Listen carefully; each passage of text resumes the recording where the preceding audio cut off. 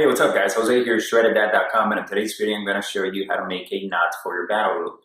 So it's very simple. We have the short end here, and then we have the long end. So what we're going to do is I'm going to move this down a little bit here to get some slack. I'm going to bring the short end right behind the long end, and then we're going to cross it at the bottom in front so that we make a figure 8 as you see right there.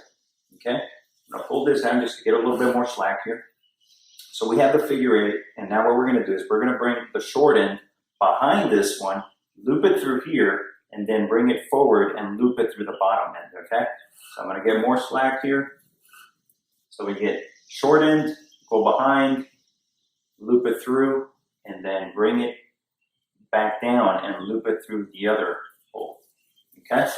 And now all I have to do is bring this up, and that's pretty much it. That's not going to go anywhere. I've used this same knot to do some rope climbs, and it holds me up every time. So there you have it, very simple to do. And in order to take it off, you just do the opposite, okay? So you can just push this up and start bringing this out.